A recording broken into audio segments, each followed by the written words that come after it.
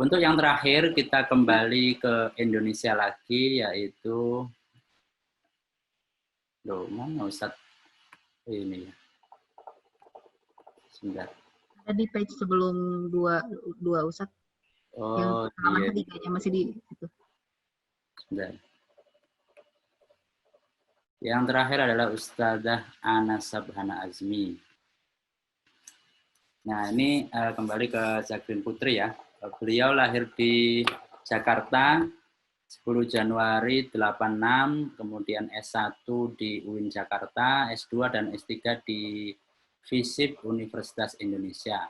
Sekarang menjadi dosen ilmu politik di FISIP UIN Syarif Hidayatullah Jakarta. Publikasi ada 4 buku ber-ISBN, kemudian 3 book chapter, 2 jurnal cinta, dan 10 jurnal nasional. Untuk mempersingkat waktu, saya persilakan kepada Ustazah Ana Sabhana Azmi.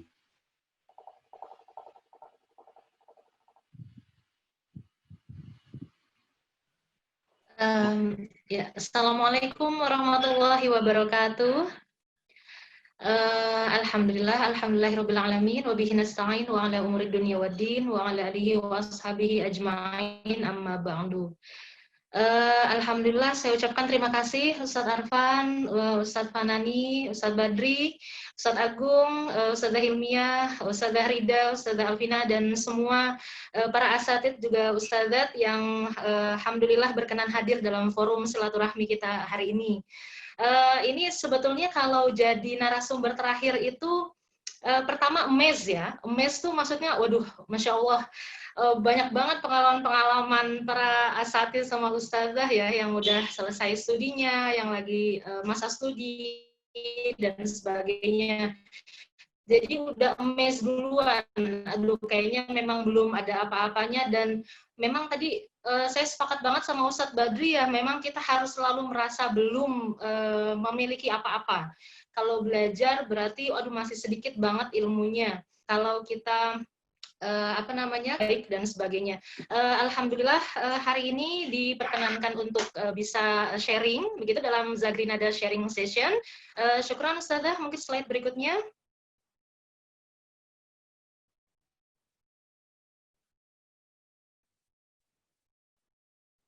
Assalamualaikum Ustazah. Iya, syukran. Tadi Ustadz Badri, saya baru tahu profilnya dari Politik FISIP UIN Jakarta. Nanti insya Allah bisa share diskusi ya Ustadz ya. Jadi alhamdulillah hari ini kalau tadi sudah saya sudah dengar paparan dari mulai dari Ustadz Agung sampai Ustadz Badri, ini Masya Allah ya. Jadi kalau saya memang sebagai alumni Ma'had kita pasti ingat peribahasa tolabul ilmi faridoh ala kulli muslimin wal muslimat. Jadi yang dimaksud tolabul ilmi berarti bisa dalam konteks apapun. Tadi kalau Ustadz Agung bilang, iya kalau pendidikan di segala lini, jadi bukan hanya masalah gelar dan sebagainya, tapi kita sebagai sebagai umat muslim tentu harus selalu belajar, begitu ya. Belajar juga bisa dalam bentuk apapun, itu saya sangat sepakat ya. Saya ingat beberapa waktu lalu saya sempat ngobrol sama seorang senior, dan dia juga namanya kita berkomunikasi pasti selalu ada hal-hal yang bisa kita raih ya dalam tiap komunikasi, selalu ada value, selalu ada nilai. Tadi ketika saya dengar paparannya Ustadz Badri dan juga Ustadzah Nurul Hilmiah dan Ustadz Fanani, Ustadz Agung, tentunya saya ingat pernah beberapa waktu lalu seorang senior bilang begini ke saya. Jadi keberhasilan itu tabungan kebaikan banyak orang, bukan semata pencapaian pribadi. Jadi saya langsung, memang setiap langkah yang kita alami sampai detik ini, itu selalu ada campur tangan, tentunya campur tangan Allah pasti ya, tapi maksud saya selalu ada bantuan, selalu ada campur tangan manusia lain.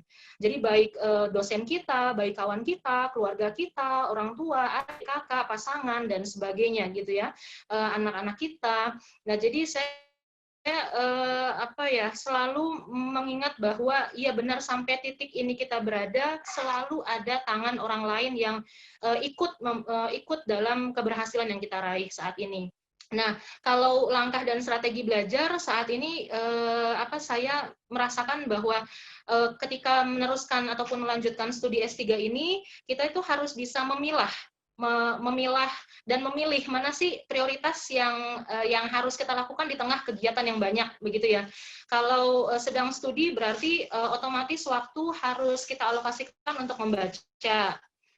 Atau kalau kita sedang menekuni dunia pengalaman-pengalaman lain begitu yang ada di luar konsentrasi kita, berarti kita juga harus lebih banyak mengais ilmu-ilmu lainnya yang ada di sekitar kita. Nah, tentunya ketika belajar, mungkin satu hal yang memang harus kita lakukan, kita punya komunikasi yang baik ya. Kalau tadi para asatidz yang menjadi narasumber, juga Ustazah Hilmi, memang kita harus punya komunikasi yang baik sama para dosen, ya, para kolega, para kawan-kawan kita dan sebagainya. Alhamdulillah di politik FISIP UI, saya temukan beberapa dosen yang kemudian dia sangat humble, begitu ya. Kalau tadi Ustadz Fanani share bahwa memang pengajar-pengajar di kampus itu sangat humble begitu ya, profesornya sangat free gitu ya untuk kita diskusi dan sebagainya. Alhamdulillah ada beberapa dosen yang saya temui demikian. Bahkan ketika di end of semester itu beliau mengundang semua mahasiswanya ke rumahnya dan kita makan bareng masakan beliau sendiri. Jadi Masya Allah ya, kalau memang punya milieu, punya lingkungan yang kemudian menyokong kita untuk terus semangat belajar, itu Masya Allah, itu sebuah berkah bagi saya. Nah, ada juga tadi kalau kalau masalah untuk lanjut S3, saya pikir kita juga perlu ya, kawan-kawan, kita harus punya keyakinan yang terpatri dalam hati, bahwa kita semua punya kesempatan yang sama untuk belajar. Jadi kalau misalkan saya sudah punya tekad yang kuat nih gitu untuk belajar. Nah, itu memang harus konsisten. Tadi kalau Ustazah Hilmi bilang beberapa langkah-langkahnya itu benar banget. Jadi kalau udah punya niat, itu harus maju, harus terus. Jadi jangan malah setelah punya niat malah ragu-ragu lalu melangkah ke belakang. Nah, ini hal-hal yang mungkin harus kita yakini ya, bahwa oke, saya sudah punya niat, saya harus konsisten, biaya itu bisa saya raih nanti, saya cari dan sebagainya. Dan juga kalau jatuh ya bangkit lagi. Maksudnya kalau jatuh bangkit lagi, kalau misal merasa bahwa loh kok proposal riset saya gini-gini aja, ya bangkit lagi. Kok saya kurang banget referensinya, bangkit lagi dan sebagainya. Dan juga yang terakhir, kalau dalam konteks strategi belajar, saya pikir kita harus memahami bahwa belajar itu investasi di masa depan. Jadi mau belajar apapun itu, mau secara formal, informal dan lainnya, itu adalah investasi di masa depan. Next, Ustazah.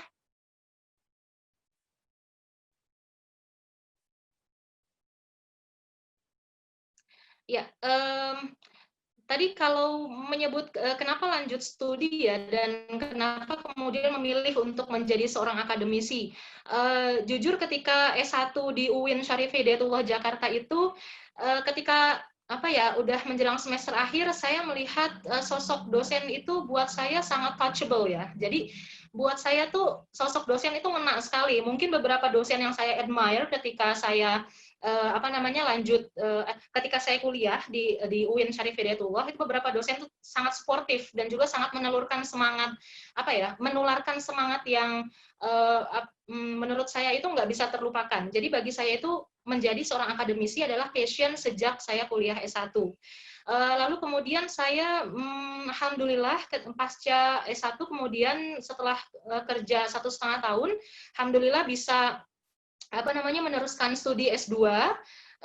Nah, ketika S2 di Politik FISIP UI, saya berinteraksi dengan masyarakat. Nah, ini saya jadikan sebuah pengalaman yang sangat bermanfaat, karena saya bisa terjun langsung ke lapangan, dan ketika kita masih berada di pondok, kita juga tentu mendapat nilai-nilai dari pondok, bahwa bagaimanapun kita harus menjadi orang yang bermanfaat bagi masyarakat, dan itu adalah ya sebaik-baik manusia ya. Jadi ini menurut saya sangat menyenangkan. Jadi lanjut studi itu bagi saya mungkin tadi ya, di samping niat dan juga konsisten, saya berpikir lanjut studi itu sebuah hal yang menyenangkan. Jadi menyenangkan tuh karena merasa banyak sekali yang belum diketahui, tapi sekaligus sedih juga karena loh kok bodoh banget ya gitu.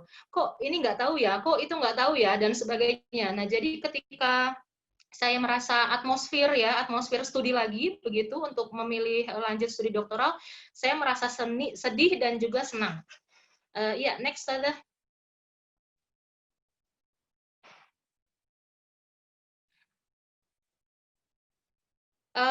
Tadi kalau ada beberapa sharing dari para asatidz wal ustadzah tentang sebelum dan selama studi, ya saya pikir kalau di politik FISIP UI memang tadi kalau Ustadz Fanani dan Ustadz Badri terakhir share tentang skor tadi ya, Ustadz ya, ada IELTS, TOEFL dan sebagainya. Nah itu kita juga. Jadi ada beberapa ujian ketika sebelum masuk itu ada tes potensi akademik. Jadi kalau kita lulus, baru kemudian ke tes bahasa tadi IELTS dan TOEFL.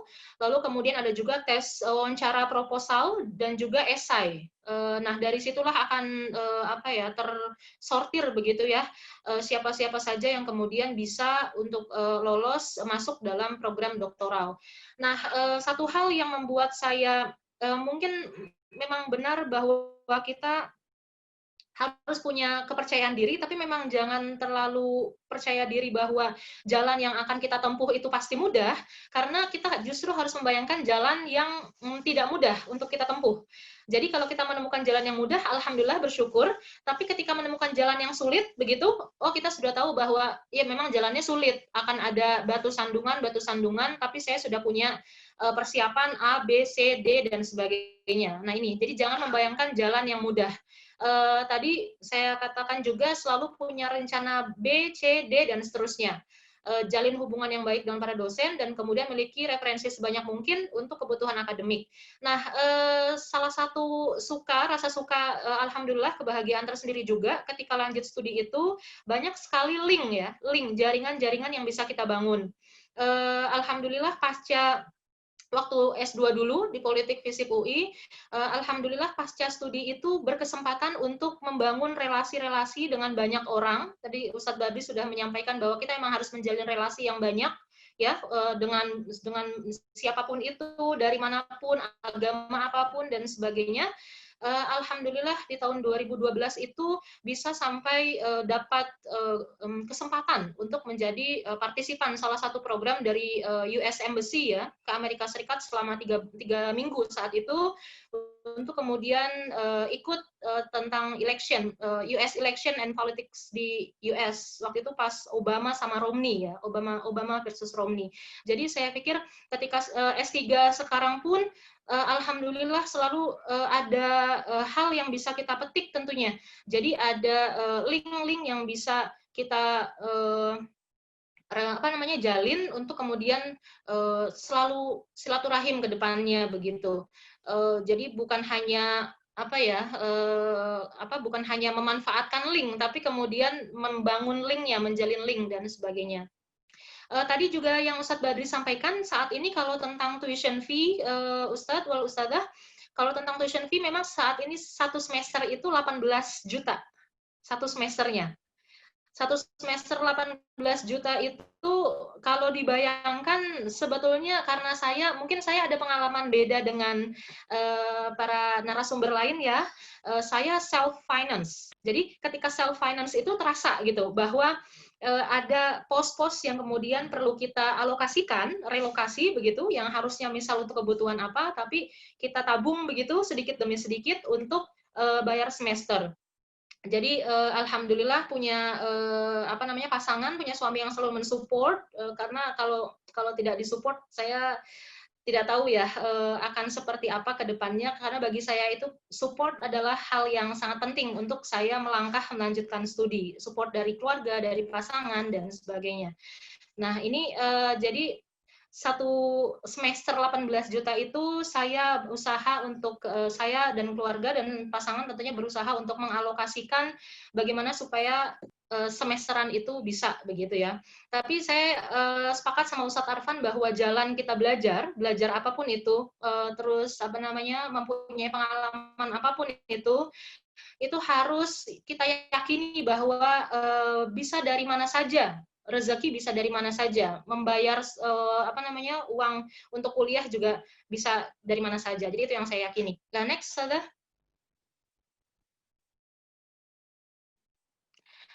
Ya, ini yang tadi saya sampaikan sebelum akhir, bahwa saya juga saat ini tengah mencari beasiswa di Kementerian Agama dan alhamdulillah sudah ada ya informasi lebih lanjut. Jadi mohon doanya. Nah, terkait pengaturan keuangan studi juga memang kita harus meminimalisir ya pengeluaran yang tidak perlu atau kurang perlu saat ini. Jadi itu saja Ustadz Arfan yang bisa saya share. Nanti mungkin bisa kita diskusikan lebih lanjut dengan kawan-kawan. Jadi karena kita masing-masing kita punya kelebihan, jadi menjadi apapun kita di bidang apapun kita selalu yakini bahwa yang penting adalah berkah dan bermanfaat untuk sekitar. Terima kasih. Assalamualaikum warahmatullahi wabarakatuh.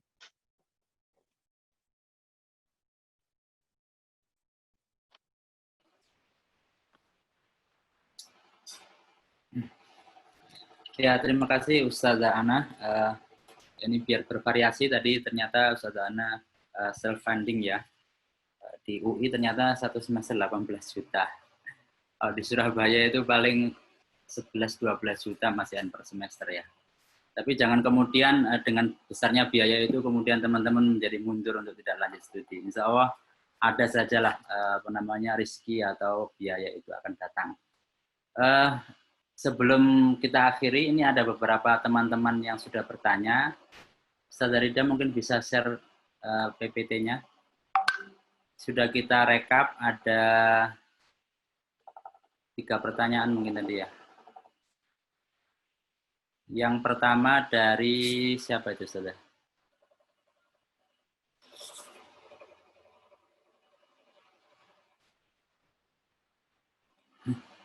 Yang satunya, Ustazah. Itu boleh saya jawab, Pak? Pak Arfan. Iya, jawaban. Bisakah melanjutkan studi langsung dari program S1 ke S3? Ini pernah bisa, kebetulan saya tahu progresnya detail ya. Jadi pernah bisa pada 3 orang. Yang pertama itu Pak Akbar Tanjung. Yang kedua itu senior kita, Pak almarhum Muzamil Basyuni, itu S1-nya di Baghdad, Irak, kemudian S3 langsung di UGM, Kajian Timur Tengah, dengan kajian politik. Yang ketiga adalah senior kita juga, Pak Fahir, Abdurrahman Muhammad Fahir, itu S1-nya di UIN, Sastra Arab, kemudian S3-nya Kajian Timur Tengah, ngambil Sastra Arab juga di UGM. Jadi kalau Anda mau S1 langsung S3, pastikan Anda jadi orang besar dulu, nanti promotornya akan mensupport Anda penuh. Itu yang bisa saya garis bawahi, karena memang jangankan langsung gelar S3 dengan proses sekolah. Gelar S3 saja besok itu ada Puan itu nggak usah sekolah, dapat S3 dari Universitas Negeri Semarang. Nah besok itu ada penganugerahan gelar S3 untuk adiknya Muhaimin Abdul Halim Iskandar di UNY. Jadi kalau Anda mau loncat, pastikan Anda jadi orang besar, insya Allah semua jalan terbuka. Bisa atau tidak? Bisa.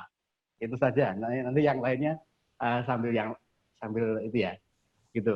Nambahi sedikit mungkin. Ada aslinya di beberapa negara itu dia tidak mewajibkan S2, Ustaz. Yeah. Jadi karena S2 itu bisa dikatakan wasting time, karena mereka S2 ini paling hanya 8 bulan atau hanya 1 tahun. Itu. Maka beberapa universitas itu tidak mewajibkan, makanya keluarlah ada bridging program itu. Jadi langsung S2 dan S3 di satu waktu, bahkan bisa hanya 3 tahun atau 4 tahun. Itu daripada sampai 5 tahun ya. Jadi S2 dulu, terus baru S3. Tapi dia bisa langsung dikombinasikan, akhirnya jadinya biar lebih detail lagi, biar lebih rinci lagi, maka dia langsung ke S3. Oke. Kalau di Turki itu ada beberapa kampus, Ustadz. Bisa dicek di salah satunya di Koç University. Itu ada program, biasanya untuk jurusan-jurusan eksak matematika, itu biasanya langsung S1 sampai S3. Programnya itu sekitar dari S1 langsung S3 itu sekitar 8-9 tahun. Aku punya teman juga, ada kebetulan dia ngambil di Koç University, ya di Istanbul juga.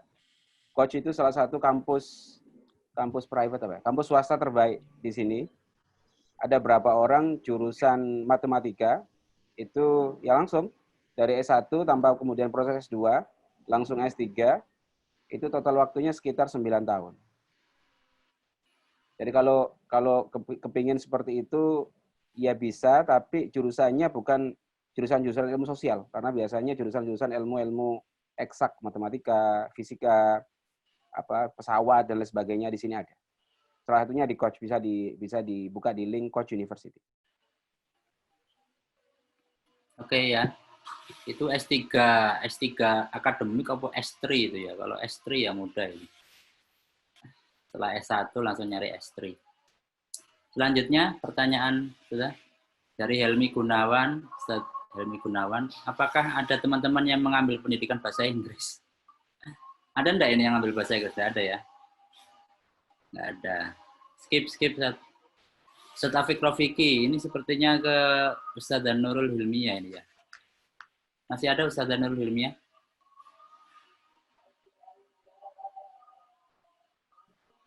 Ustazah Nurul? Tapi saya di-mute oleh host. Gimana? You are unmute by host. Sudah keluar suaranya. Oh, sudah keluar, oke. Bagaimana jika milestone dan timeline tidak berjalan dengan baik dan banyak konflik? Ini kalau saya boleh kasih komen, ini alasan aja. Ya, gimana ngomen yang punya alasan gitu? Nah, sebenarnya kalau kita bicara milestone ya, ketika tadi, jadi ini satu kesatuan antara niat kita dan mental dan objektif kita tadi. Jadi milestone itu sebenarnya unsur-unsur dari yang tadi, dari yang niat, dari yang kita passion, dari yang kita ada mental, dan dari yang ada kita disiplin. Itu milestone dengan timeline itu pasti akan seiring berjalan, begitu.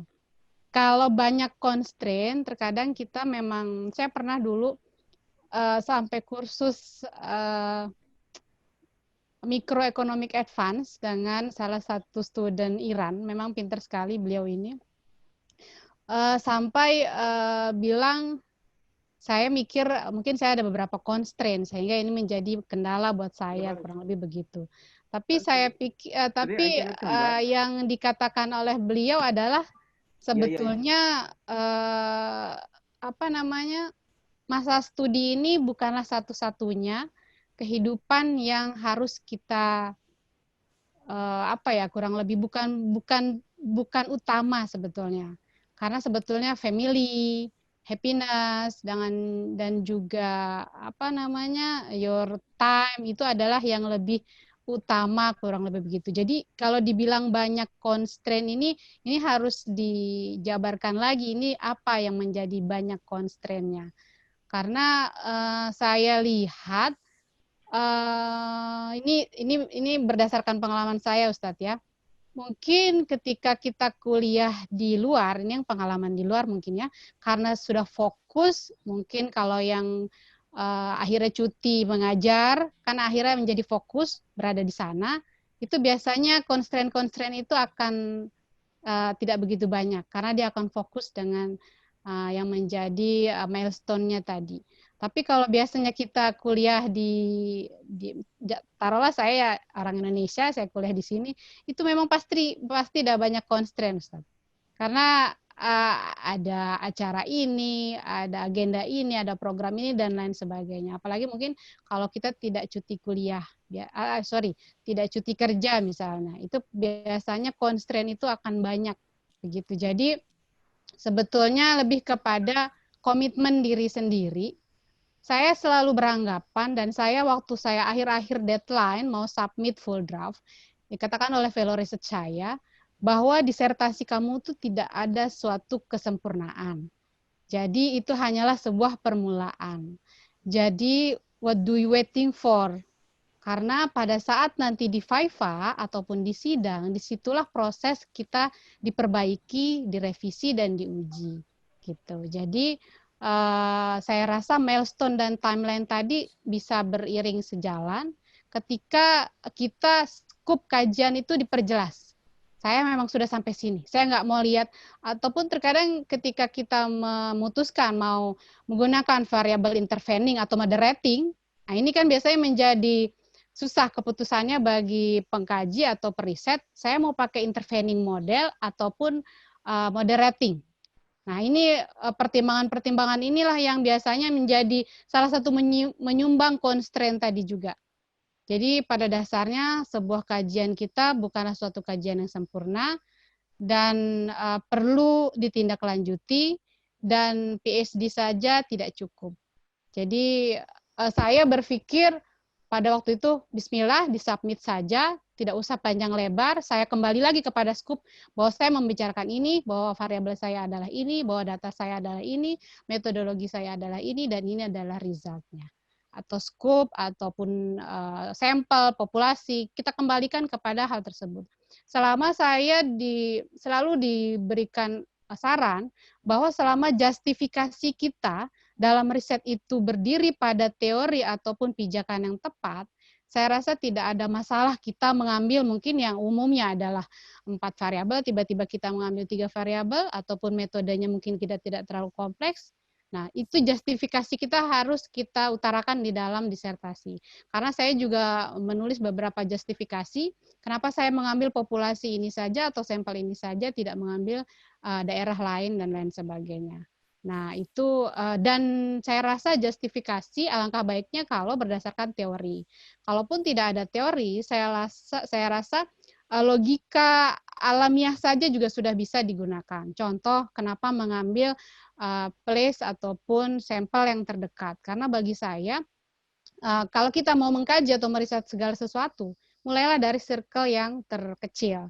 Ya kan? Nah, itu kita lebih memahami, kita lebih tahu, kita mungkin lebih percaya diri, dan kita lebih familiar dengan hal tersebut. Jadi ini kalau boleh saya bilang, ini alasan yang hanya menjadi warna-warni dalam ketika studi saja. Bagaimana milestone dan timeline ini tidak berjalan dengan baik. Atau mungkin kalau masalahnya saya kalau tidak submit semester ini, saya nggak punya biaya, apalagi mungkin seperti Ustazah Hana tadi ya, itu adalah personal funding. Bayangkan menambah satu semester 18 juta misalnya, kalau bisa stop di sini saya bisa submit, kenapa enggak gitu kan? Jadi dimaksimalkan saja di situ. Mungkin banyak constraint yang bisa menjadi motivasi. Mungkin biaya, mungkin waktu, mungkin fisik, dan lain sebagainya. Kurang lebih begitu, Ustadz. Mungkin ada yang mau menambahkan, dipersilahkan. Ya, Ustadz Afik Rafiki jelas ya. Kalau nggak jelas nanti silakan Japri, Ustadz Nurul Hilmiah. Tapi jangan Japri Ustadz Dia Ita loh ya. Ya, selanjutnya pertanyaan keempat. Ini untuk semua kayaknya. Khususnya yang beasiswa sebenarnya. Trik S3 bagi yang sudah bekerja, yang kemungkinan cuti belajar agak susah kecuali dapat beasiswa yang kerjasama. Seperti LPDP. Mungkin dari Dr. Ageng dulu. S3? Beasiswa. Jadi, mohon izin. Menurut saya memang sebaiknya kalau S3, ya tugas belajar ya. Misalkan sudah bisa bekerja itu baiknya memang tugas belajar, karena memang itu tadi yang disampaikan Ustadzah Nurul Hilmiah, kita butuh konsentrasi. Tugas belajar pun kalau di dalam negeri juga kadang masih dirusui oleh kegiatan-kegiatan, terutama kegiatan kemasyarakatan. Itu kita tidak bisa menghindari sama sekali. Jadi kadang ada orang nikahan, kita harus among tamu atau apa, kemudian orang meninggal, kita harus takziah. Makanya memang sebisa mungkin tugas belajar. Dan kalau tugas belajar, insya Allah itu dapat beasiswa. Adapun misalkan tidak dapat beasiswa, yaitu effortnya akan lebih, sebagaimana yang diceritakan oleh Ustazah Ana tadi, effortnya akan lebih karena harus membagi sumber daya dan sumber dana. Sumber daya terkait konsentrasi kita, sumber dana terkait waktunya bayar SPP dan sebagainya, kebutuhan rumah tangga, kebutuhan ini dan sebagainya. Jadi ada banyak skema beasiswa Dan skema beasiswa itu kalau kami pernah diajak untuk koordinasi tentang pecahan dana LPDP itu kan sekarang sudah banyak ya. LPDP itu dulu seolah-olah hanya satu sumber keuangan beasiswa dari pemerintah. Sekarang sudah ada beasiswa santri. Itu kemarin sudah kita godok di di Direktorat Kementerian Madrasah, itu sudah dari beasiswa santri, beasiswa guru berprestasi untuk madrasah, kemudian beasiswa LPDP yang 5.000 dokter itu pun juga dulu pecahannya dari LPDP. Karena melihat Kementerian Agama ini satuan kerjanya banyak, membawahi perguruan tinggi Islam negeri ataupun swasta, sehingga dibikinlah skema 5.000 dokter. Kemudian LPDP yang murni sendiri, LPDP itu bagi siapa saja terbuka. Nah, kesempatannya banyak. Saya kira teman-teman bisa mengakses itu semuanya, di mana Anda bisa bekerja, satuan kerjanya di mana. Kalau yang khusus berafiliasi dengan Kementerian Agama, ada teman-teman penyeleksi berkas itu ada yang sangat berbaik hati. Jadi katakanlah seperti Ustazah Ana tadi mengajukan BPP ya, bantuan penyelesaian studi. Kalau tahun ini belum lolos, tahun depan ngajukan lagi, insya Allah dapat. Karena itu sudah kesepakatan teman-teman yang off the record. Jadi memang ada prioritas bagi yang mengajukan untuk yang kedua kali. Begitu juga yang mau program, nanti Ustadz Sultan mungkin ya, Sultan Aziz, dan teman-teman yang mau program 5.000 dokter, coba saja tahun ini. Kalau tahun ini toh nggak bisa, insya Allah tahun depan dapat. Jadi memang ada skala prioritas bagi pendaftar-pendaftar yang pernah mendaftar sebelumnya. Itu saja mungkin untuk yang progres beasiswa. Dan sekali lagi, beasiswa di Kementerian Agama terus khususnya yang kami ikuti itu, kalau untuk dalam negeri hanya 3 tahun. Jadi begitu Anda atau begitu kita masuk tahun ke-4, semester 7 atau semester 8 itu sudah nggak dapat beasiswa. Dan itu tidak boleh kembali ke lembaga karena statusnya perpanjangan tugas belajar. Sehingga nanti akan menimbulkan kos-kos tambahan. Jadi tunjangan ini itu belum masuk, sertifikasi belum masuk, namun kos untuk living cost bulanan dan SPP itu sudah menjadi tanggung jawab kita sendiri, karena untuk beasiswa dalam negeri murah itu yang 5.000 dokter itu hanya 3 tahun. Ada punya LPDP bisa 4 tahun. Cuma itu harus mengalami proses untuk pengajuan, dan itu juga tidak semua disetujui. Jadi betul-betul siap-siap yang terburuk saja ya. Jadi kalau misalkan mau yang terburuk ya siapkan 3 tahun. 3 tahun itu kalau kita mau nabung insya Allah turah-turah kok. Saya kira begitu. Jadi misalkan mau persiapan extension sampai dengan S3 4 tahun ya, berarti ya siapkan nabung selama 3 tahun, kemudian nanti yang tahun ke-4 kita bisa realokasi dari yang kita tabung itu tadi. Itu saja mungkin dari saya. Ya. Ya, pertanyaan terakhir ini tampil ya, sudah ya, dari Ustazah Heni Pratiwi. Apakah untuk daftar S3 harus memiliki jurnal yang sudah terbit dulu? Dan kalau iya, berapa minimal riset yang sudah diterbitkan? Monggo silakan yang jawab. Mungkin dari Ustazah Ana mungkin.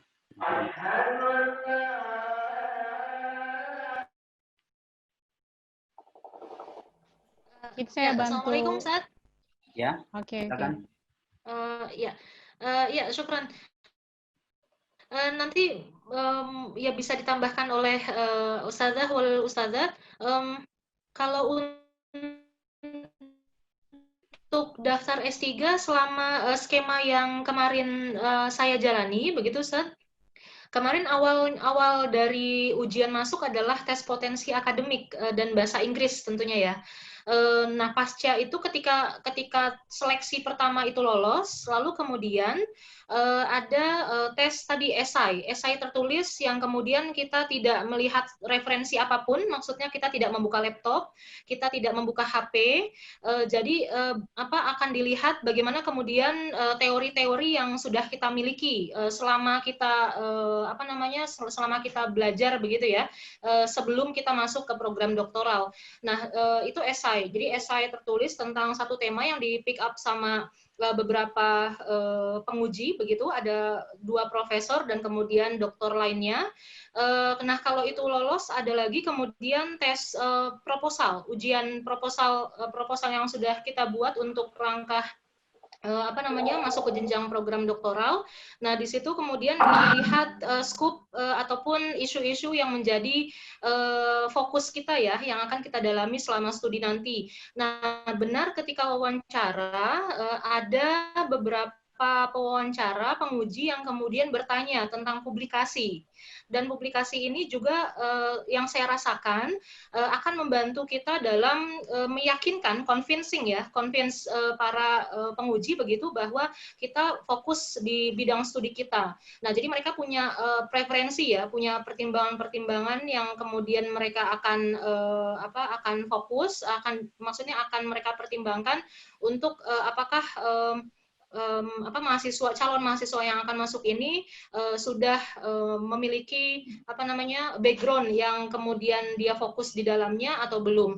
Nah, saya pikir kalau kata-kata harus mungkin tidak secara tertulis ada keharusan, tapi yang saya selami selama sebelum ujian program doktoral kemarin itu menjadi referensi khusus bagi para penguji. Demikian, Ustaz. Syukran.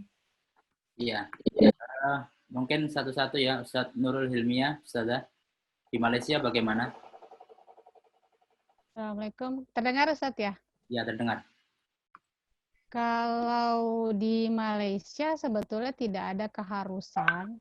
Jadi kalau saya cerita sedikit, mungkin karena tadi saya terlepas tentang syarat IELTS dan TOEFL, karena saya memang alumni UKM, jadi memang untuk masuk S3 saya tidak disyaratkan untuk itu. Sedangkan untuk syarat contoh karena pertanyaan yang langsung kepada jurnal itu memang tidak ada spesifik dikatakan bahwa harus mempunyai jurnal ataupun tulisan. Yang pasti dipersiapkan saja proposalnya sebaik mungkin. Saya rasa dimanapun itu yang pertama adalah proposal. Jadi jurnal dan penelitian itu hanyalah nilai plus. Nilai plus nanti ketika dia akan wawancara ataupun menemui supervisor ataupun promotornya. Ini nanti akan ada teridentifikasi sendiri. Oh, ini ada skill menulis, oh ini sudah ada experience dan lain sebagainya. Tetapi tidak ada suatu keharusan. Yang pasti Ustazah Heni mungkin dipersiapkan betul-betul di proposalnya. Seperti saya lupa tadi mungkin Ustadz Badri atau siapa ya yang mengatakan bahwa proposal itu sebetulnya juga nggak ribet-ribet, sama seperti khawatiran saya dulu apakah ini betul sudah robust untuk level PhD, karena saya khawatir itu saya pikir tidak, ataupun ini sepertinya biasa saja dan lain sebagainya. Tetapi mereka justru memandang itu adalah hal yang juga memenuhi level mereka. Terkadang kalau saya boleh sharing sedikit, ada beberapa isu yang sepertinya di Indonesia tidak hot untuk diangkat menjadi riset kajian, tetapi justru di luar ini menjadi hal yang menjadi menarik. Nah, misalnya contoh mungkin case-case marginality kaum gender dan lain sebagainya, mungkin banyak di Indonesia mungkin case-case yang kenapa kita mau ngambil case itu begitu ya, ataupun bahkan saya pernah lihat riset dari Kyoto University, saya takjub karena mereka sebetulnya bukan beragama Islam, tetapi kajiannya tentang Sunni, tentang Syiah, tentang zakat. Mungkin kalau yang sudah terbiasa di Basnas dengan Pak Hasbi Zainal, itu pasti sudah kenal dengan Mary Adachi. Nah, ini saya takjub begitu kan. Justru kita memikirkan kenapa saya mau mengkaji tentang Basnas ataupun skema zakat yang sepertinya di sini seperti biasa. Tapi di luar justru mereka appreciate. Maka saya mungkin sharing sedikit ya Ustadz Asatidzah. waktu saya master, waktu saya S2 itu mengambil tema tentang wakaf produktif di Gontor. Jadi saya pikir itu adalah hal yang biasa, tetapi rupanya ketika saya konferen di beberapa tempat, jadi satu penelitian itu saya jadi 3 scope, jadi bisa dibuat jadi 3 paper, itu justru banyak yang tertarik dengan modeling yang bukan modeling matematik, tetapi modeling skema wakaf yang ada di Gontor. Saya waktu itu buat model wakaf muzaroah yang memang kepertanian, dan juga model wakaf tentang mudorobah. Nah, itu tidak terpikirkan oleh mereka, padahal menurut itu adalah simple, dan memang itu terjadi di Gontor, sehingga saya banyak mendapatkan email, saya banyak dihubungi orang, baik dari Pakistan, baik dari Malaysia, baik dari Thailand. Yang saya pikir itu adalah hal yang biasa, tapi justru itu adalah hal yang menarik. Maksud saya, itu adalah motivasi mengangkat sebuah topik dalam sebuah proposal. Sehingga yang mungkin kita pikir adalah hal yang biasa, menurut orang lain itu adalah luar biasa. Kurang lebih begitu, Ustaz. Terima kasih. Ya, terima kasih Ustaz ya. Mungkin Ustaz Panani di Brunei bagaimana?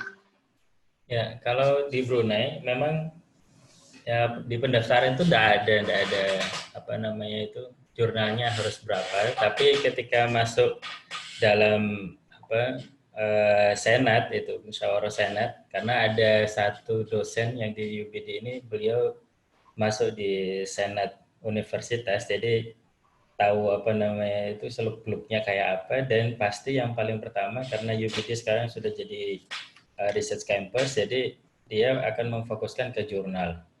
Itu. Jadi jurnal berapa banyak, jurnal yang kita punya. Selain proposal, memang dia yang relevan dan dia menjawab permasalahan di Brunei.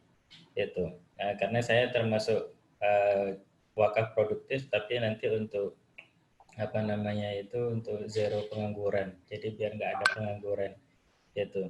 Nah kalau jurnal tadi ada 3 beasiswa kalau yang di UBD.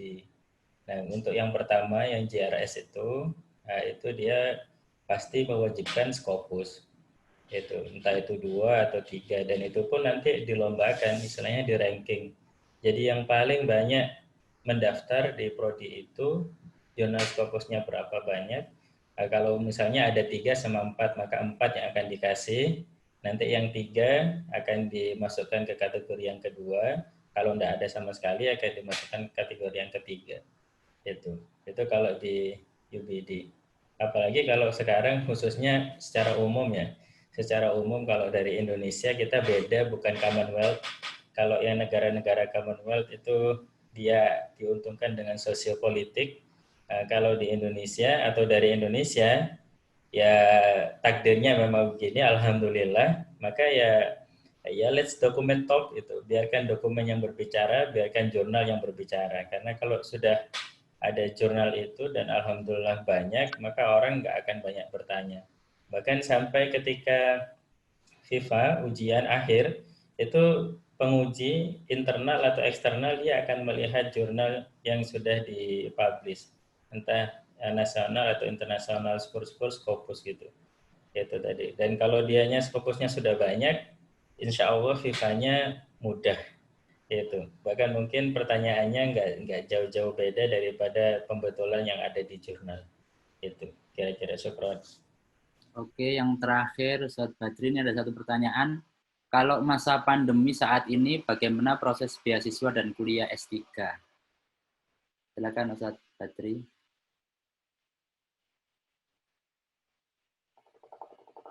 Halo, dengeran ya? Oke. Kalau di Turki sekarang relatif aman. Jadi Turki itu salah satu negara terbaik yang bisa mengatasi corona sebetulnya. Jadi dibandingkan negara-negara Eropa, Turki itu hanya kalah dengan Jerman.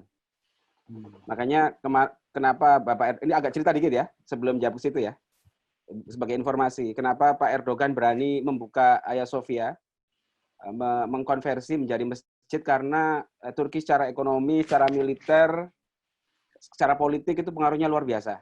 Jadi dalam skup ini Eropa, Turki itu hanya kalah dengan Jerman sebetulnya. Inggris sudah tidak ada, Prancis sudah kayak gitu. Jadi praktis negara yang bahkan di NATO itu Turki nomor 2. Jadi yang salut adalah ya mau nggak mau ya Pak Erdogan luar biasa emang dalam beberapa hal, tapi juga ada minus plusnya. Makanya kemarin kebetulan saya diskusi dengan satu orang itu bagus. Saya punya satu dosen pinter sekali namanya Mustafa Akyol atau berapa orang itu kemarin diskusi. Ya Pak Erdogan itu luar biasa. Artinya ya Turki dari tahun berapa ya 2002 sampai hari ini itu luar biasa perkembangannya. Walaupun dalam beberapa hal dan beberapa politik ya namanya manusia tidak ada kesempurnaan. Jadi di Turki karena pandemi sudah mulai dikontrol, maka proses sekolah sebetulnya sudah normal. Tetapi pemerintah masih sangat hati-hati, makanya sekarang di sini diterapkan namanya Uzaktan Eğitim. Uzaktan Eğitim itu ya online. Tetapi di sini Uzaktan Eğitim itu tambah berat. Karena dosen-dosen di sini itu nggak kenal, oh kasihan ya ada pandemi, nggak ada kayak gitu. Orang di sana itu semakin mikirannya gini, oh kalau kamu di rumah banyak waktu itu harus semakin dipresir, harus semakin ditekan. Ya, jadi kalau bergaul dengan orang sini itu gitu pola pikirnya, nggak sama kayak orang Indonesia. Jadi orang sini itu kayak apa ya, ibaratnya mereka terbiasa di Amerika repot, kemudian kepingin dipraktekkan kayak balas dendam, kayak anak gontor gitu loh, senior kemudian balas dendam ke anak junior gitu loh. Kamu harus susah, harus merasakan gini, harus baca kayak gini ya gitu. Jadi kita ini juga, waduh ini dosen, misalkan ada lucu ini, aku punya dosen baru lulus dari Atlanta University, namanya Dr. Hakan. Dr. Hakan baru lulus, baru 1 tahun ngajar. Itu bayangkan, kita setiap mata kuliah dia itu harus bikin namanya paper. Jadi 1 semester ada 14 week, 14 minggu, kita harus bikin 14 paper. Itu kemudian 1 bacaan, waktu pelajaran dia 1 buku. Jadi 14 buku ditambah dengan 14 paper. Itu dia nggak mau tahu. Kalau nggak memenuhi itu, ya ngulang lagi. Repotnya seperti nggak bisa ditawar-tawar. Makanya, aduh ini orang ini katrok, bahasa kita gitu, ini orang katrok, nggak bisa ditawar-tawar. Kalau kamu, maka di sini ditantang, ini program doktoral bukan main-main. Kalau kamu nggak serius, kamu mundur dari kelas saya gitu. Tapi sekali kita bisa memenuhi mereka, kita bagus gitu ya performanya, wah itu kita jadi anak emas. Apapun itu, wow sudah. Kita bisa ngopi-ngopi bareng, ngobrol bareng, ngobrol masalah macam-macam, sampai masalah-masalah family, keluarga. Maka di sini itu satu keberanian penting. Yang kedua mentalitas, memang nggak boleh kita di sini kayak orang Jawa. Mantuk-mantuk, oh disikat di sini. Di sini kalau di sini mandu-mandu kayak orang Jawa, oh akan bakal tertindas. Selamanya jadi mustad'ifin, jadi asfala safilin kayak di kantor itu. Sampai sekarang ya tadi itu Uzaktan Eğitim. Tapi nanti semester depan Uzaktan Eğitim ada kelas online. Semuanya sudah terstruktur dengan baik di sini. Sudah punya fasilitas itu. Kalau untuk semester depan itu sebagian ada yang masih Uzaktan Eğitim, masih kelas online, tapi sebagian juga sudah mulai normal. Oh iya, satu lagi Ustadz, yang tadi lupa berkenaan dengan beasiswa. Ada 2 persyaratan kalau bisa dilalui itu mau beasiswa apapun itu dapat. Yang pertama ya tadi TOEFL, yang kedua JRE. Jadi semua kampus di Turki, kampus-kampus elit, kampus-kampus yang bonafit itu akan memberikan beasiswa 100% tuition fee, kemudian ngasih uang bulanan, kemudian ngasih laptop, kemudian ngasih makan, ngasih dormitory. Itu asalkan kita punya JRE sama kita punya TOEFL. Jadi teman-teman yang sudah punya JRE, nggak tahu di JRE agak mahal ya, ujiannya agak mahal. Tapi kalau itu sudah dipegang TOEFL, semua kampus di Turki, kalau itu ada kemudian daftar itu pastinya akan dijamin semuanya. Jadi bayangkan kalau untuk S3 itu kalau sudah memenuhi itu dapat uang. Nanti dia ngajar juga. Jadi setiap bulan dapat 3.000 TL, itu sudah bersih dia. Dia bisa pesta pora di sini dengan itu. Nah, itu aja Ustaz. Oke, terima kasih Ustadz Badri. Tidak terasa kita sudah 2,5 jam ngobrol-ngobrol. Kalau mau diteruskan ya nggak selesai ya. Nanti silakan japri ke yang bersangkutan langsung kalau ada pertanyaan terkait link-link website beasiswa dan lain sebagainya. Semoga teman-teman yang punya rencana lanjut studi ada gambaran, dan kemudian teman-teman yang belum ada keinginan kemudian ada timbul rasa ingin melanjutkan studi lagi. Mungkin itu saja dari saya. Saya selaku moderator mohon maaf yang sebanyak-banyaknya karena juga waktu semakin habis. Saya kembalikan lagi ke MC, Ustazah Alvina. Baik, Bapak Ibu Ustazah asatidzah sekalian, setelah mendengarkan tadi pemaparan dan sharing dari teman-teman Zakrin ya, ada Ustadz Agung, Ustadzah Nurul Hilmia, Ustadz Anani, Ustadz Badri, dan juga Ustadzah Ana Sabahana.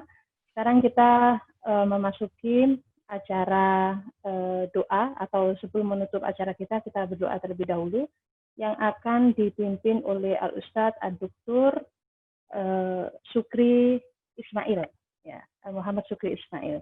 Ya, kepada beliau, silakan. Ustadz Sukri. Al-Fatihah.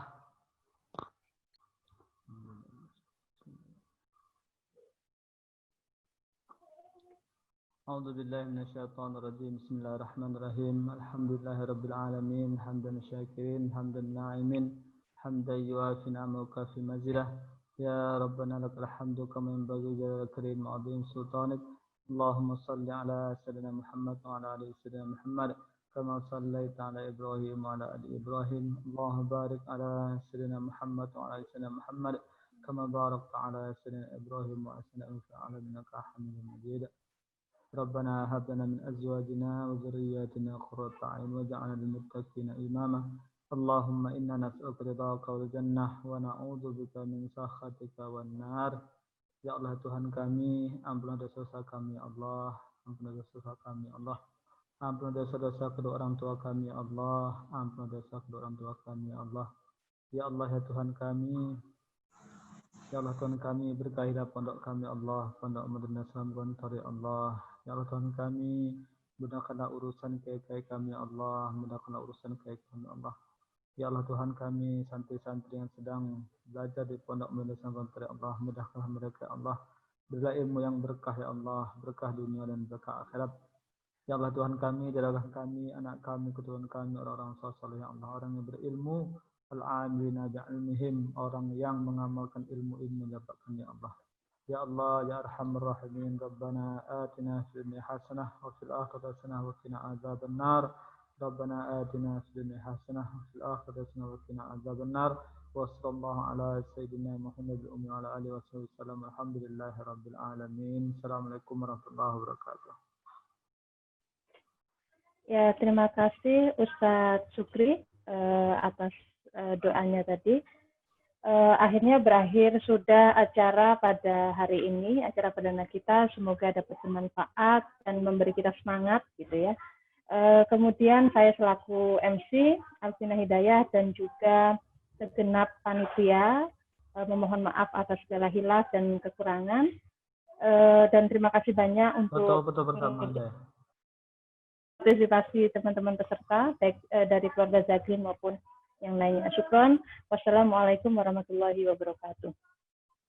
Gimana Ustaz, foto bersama? Satu lagi. Waalaikumsalam.